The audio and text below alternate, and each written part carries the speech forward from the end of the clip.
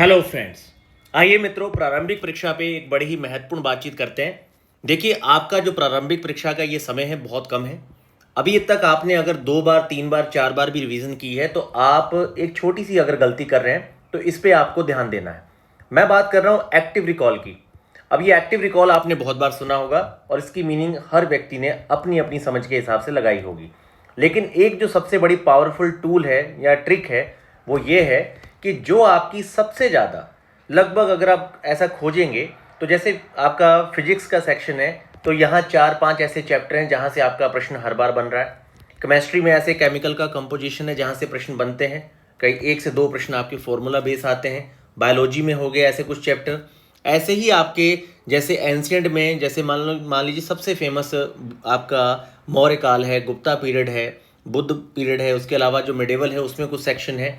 और मॉडर्न आपको पता है कि वहाँ से सबसे ज़्यादा प्रश्न आपके जीके या बिहार के सेक्शन में भी रहते हैं।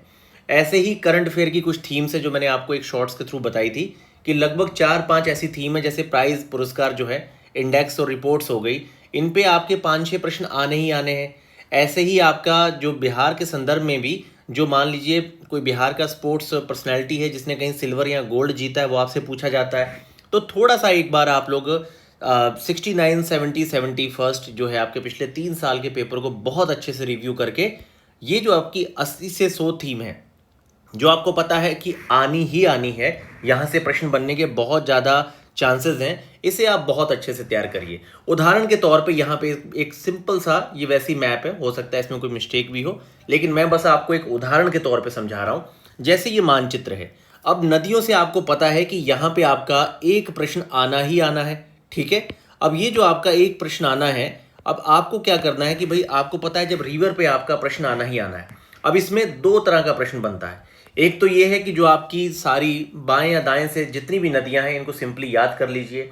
दूसरा है इनका उद्गम और गंगा के साथ इनका संगम कहाँ पे है, ये हमेशा सेकंड पॉइंट है। थर्ड है कि इनकी सहायक नदियां जो हैं, खास तौर पे जो बड़ी बड़ी नदियां हैं, क्योंकि आप अगर बिहार के संदर्भ में पढ़ रहे हैं तो इसकी जो विशेष नदियां, उसकी भी सहायक आपको नदियां पता होनी चाहिए, तो आप हमेशा एज में रहेंगे। यहाँ पे अगर 2 क्वेश्चन आते हैं तो आपका ये बोनस है, एक आता है वो भी आपका बोनस है। पर हो क्या रहा है, अगर ज़्यादातर स्टूडेंट मेरी बात को खुद से रिलेट कर पा रहे होंगे तो आप लोग जान पा रहे होंगे कि नदियों का प्रश्न आप हर बार गलत कर देते हैं।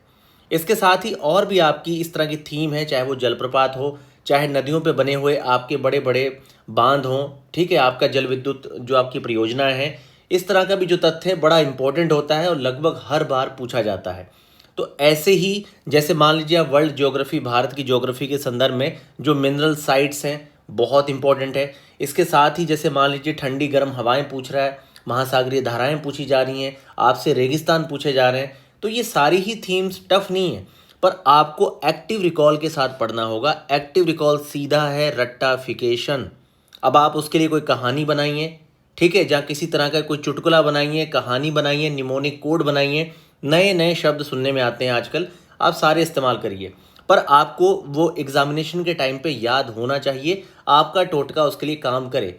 जैसे मान लीजिए कि हर बार बहुत सारे, जैसे मान लीजिए जैसे आप हिंदी वर्तनी से, अंग्रेजी वर्तनी से शब्दों को बना सकते हैं। अब जैसे आप देखेंगे कि बंगाल के 12 से 14 नवाब हैं, अगर उसका क्रम नहीं पूछा जाता, जैसे यूपी पीसीएस में कई बार पूछा जाता था, तो उसमें मैं तो हमेशा पहली वर्तनी की मात्रा को लेता था और उससे अपना पासवर्ड बना लेता था।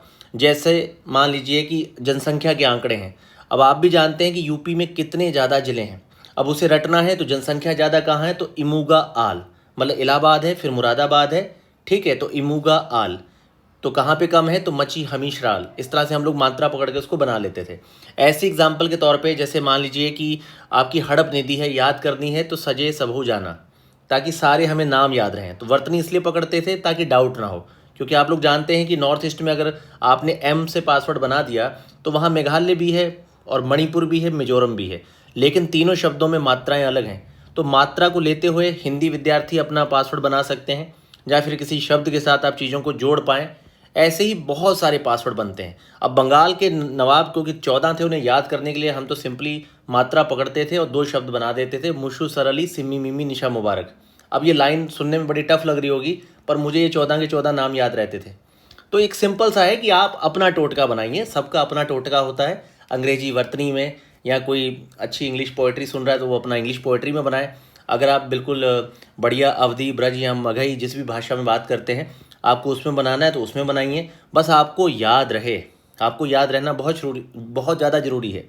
अब मान लीजिए बलवंत राय मेहता, अशोक मेहता, सिंघवी, इन सबको याद रखने के लिए सिंपल सा पासवर्ड हम तो बना लेते थे बगल, ठीक है, ताकि हमें ये तीनों याद रहे कि भाई ये आपका भाई LM सिंघवी है, और ठीक है GVK राव हो गया, अशोक मेहता हो गया, बलवंत, ताकि हमें ये याद रहे पासवर्ड, कम से कम गलती ना हो। ऐसे ही मान लीजिए कि अब जो आपका तरंग धैर्य के आधार पे जो सारी आपकी विद्युत चुंबकीय तरंगें हैं उन्हें याद रखना है, तो हम लोग बनाते थे XUV इन माई रेंज, ताकि हमें सारे ही जो है आपके याद रहें कि भाई सबका क्या है, बढ़ते या घटते क्रम में। इसी तरह से आप अपने पासवर्ड्स को जरूर बनाइए, ठीक है, जो मोस्ट इंपॉर्टेंट थीम है उसे याद रखने के लिए।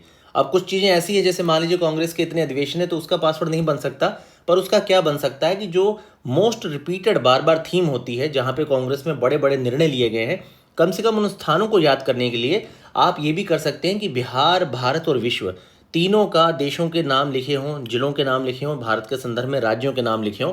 आप उसके मानचित्र ले लीजिए, इसका एक फोटोस्टेट वर्जन करा के सबका एक एक उसके 10-10, 20-20 पीस करवा लीजिए। जो थीम आपको सबसे टफ लगती है सीधा मैप पे उसे लोकेट करिए और बार बार देखिए। जो चीज़ आपको याद नहीं होती उसे आप सिंपली 1 पेजर फोटोस्टेट करवा के अपने पास रख लीजिए। जैसे लूसेंट के टेबल हैं, लगभग कितने होंगे आपके, 50 रुपये लगेंगे। अगर किताब नहीं पढ़नी तो कम से कम आप ज्योग्राफी, मॉडर्न हिस्ट्री हो गई, मिडेवल की बुक्स हो गई, ठीक है, आप इसकी फ़ोटो खींचिए, PDF बना के फोटोस्टेट करवा के रखिए अपने पास, बार बार पलटिए। क्योंकि देखिए कुछ जगह एक बार पढ़ने से काम चल जाता है, कुछ ऐसे सेक्शन होंगे जहां 2 या 3 रीडिंग चाहिए, पर कुछ ऐसे सेक्शन होंगे जहां पर इतना ज़्यादा फैक्ट है कि आपको उसे हो सकता है 20 से 25 बार पलटना पड़े। अब आप अगर उसी रेंज में रहेंगे कि मैंने इस किताब को 4 बार पढ़ दिया है, फिर भी आप प्रश्न गलत कर देंगे, क्योंकि कुछ ऐसे टेबल होते हैं, कोई जहाँ पे मैं बता रहा हूँ कितना भी जीनियस हो, जीनियस की कोई परिभाषा नहीं है मित्रों। जैसे उदाहरण के तौर पे मैं आपको बता रहा हूँ, मैं पर्सनली बता रहा हूँ कि अभी तक के आंकड़ों में बहुत सारे ऐसे विद्यार्थी भी मिले हैं 47 से 50% में उनकी 10th है, 12th है, और UPSC को टॉप किया है, अंडर 50 रैंक, और 95% वाले बच्चे 10-10 साल से PT नहीं निकाल पा रहे हैं। ये इस फील्ड की यही तो खूबसूरती है कि आप अगर अपनी बेहतरीन ऊर्जा में आ गए और आप कंसिस्टेंट हैं, निरंतरता से बड़ी ताकत कुछ नहीं है। आप पर्वतीय क्षेत्रों में देखिए, पानी की बूंदें जहाँ लगातार गिरती रहती हैं, तालाब बना देती हैं, गड्ढा कर देती हैं पत्थर में, जबकि पानी की बूंद इतनी मुलायम होती है कि गर्दन पे या शरीर पे, अगर मान लीजिए जब बारिश शुरू होती है स्किन पे भी गिरती है तो आदमी को गुदगुदी होती है, और वो चट्टान को तोड़ देती है कंसिस्टेंसी के साथ, निरंतरता के साथ वो उसे तोड़ देती है। तो मैं आपको सिर्फ मोटिवेट करना चाह रहा हूँ कि क्या अपने अंदर निराशा लेके आप बैठे हैं, उठिए और एक्टिव रिकॉल के साथ पढ़िए। जब तक मोस्ट इंपॉर्टेंट थीम आपकी नहीं होती आगे बढ़ने की कोई आवश्यकता नहीं है। अब आपको पता है कि मॉडर्न में दबा के डेट्स पूछी जाती हैं, तो सारी डेट्स को आप पेजेस में लिख लीजिए और बार बार इसका एक क्रम बना के इनको रट्टा मारिए। और कुछ ऐसी चीज़ें होंगी जो आपको बार बार देखनी पड़ेगी, तो उसे अपने पास रखिए आप लोग और बहुत अच्छे से पढ़िए। तो मित्रों, इस वीडियो में मैं तेजवीर सिंह आपको यही कहना चाहूँगा कि आप लोग पूरी ऊर्जा में आ जाइए। ये जो फील्ड है यहाँ आप अपनी चॉइस के साथ हैं, ठीक है। बाकी किसी भी तरह का डर, जो घबराहट है, वो हर विद्यार्थी के अंदर रहती है। कोई कितनी भी मेहनत करे इंटरव्यू देने के बाद भी वो ये मना के चलता है कि भाई एंट्री हो जाए। कोई फर्स्ट रैंक नहीं सोचता, कोई 50 रैंक नहीं सोचता, लेकिन सही तरीके से पढ़ने पे सिलेक्शन की उम्मीद अंदर बनती है। बस इतनी ही रियलिटी रहती है।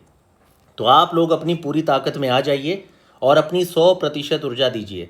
बाकी इस वीडियो के संदर्भ में आपकी क्या राय है, मुझे प्लीज़ आप लोग कमेंट्स मैसेज ज़रूर कीजिएगा। और इसके संदर्भ में मित्रों, जो मैंने छोटे छोटे बहुत सारे अब तक पिछले 4 महीने में जीके के शॉर्ट्स बनाए हैं, बिहार के संदर्भ में शॉर्ट्स बनाए हैं, मैं उसे Bihar GK 72 BPSC prelims Bihar GK करके एक मैं आपका प्लेलिस्ट आज बनाने वाला हूँ शाम तक। आप उसके सारे शॉर्ट्स को मस्ट वॉच कर लीजिए। मैं बता रहा हूँ वहाँ से आपको बहुत सारे सवाल मिलेंगे। मैं 150 में से 100 नहीं बोलता, पर आपके अगर मान लीजिए 10 प्रश्न भी और सुधरते हैं, 10 प्रश्नों में और सुधार होता है, तो आखिर इसमें दिक्कत क्या है। और आपको बहुत समय नहीं देना है। मैक्सिमम सारे ही शॉर्ट्स आपके 7 से 8 घंटे के होंगे, जो आप आधा आधा घंटा करके भी अगले 4 दिन में सारे फिनिश कर सकते हैं, ख़त्म कर सकते हैं। बाकी मित्रों, सकारात्मक रहिए और ताकत के साथ रहिए। इसीलिए चाहे कोई भी मेरी यहाँ पे महिला बहन है, जो भाई हैं मेरे, आप लोग एक चीज़ सुन लीजिए, आपका शरीर आपकी सबसे बड़ी ताकत है। अब आपके जीवन में स्ट्रेस हो, कुछ हो, भाई आपको वर्कआउट चाहिए। जहाँ तो मेडिटेशन करके आप अपना योगा टाइप का कुछ करते हैं, कपालभाति वगैरह कुछ भी, ठीक है। जहाँ फिर आप किसी तरह की जॉगिंग करते हैं, जहाँ फिर आप 5 से 6 किलोमीटर टहलते हैं, जहाँ फिर आप जिम जाते हैं। कोई भी टाइप जो आपको कंफर्टेबल है, आपकी क्षमता और आपकी सब चीज़ें आसपास के इन्वायरमेंट के अकॉर्डिंग आप वर्कआउट जरूर करिए। मेडिटेशन आपकी खुराक है दिमाग की, 15-20 मिनट का मेडिटेशन जरूर रखिए।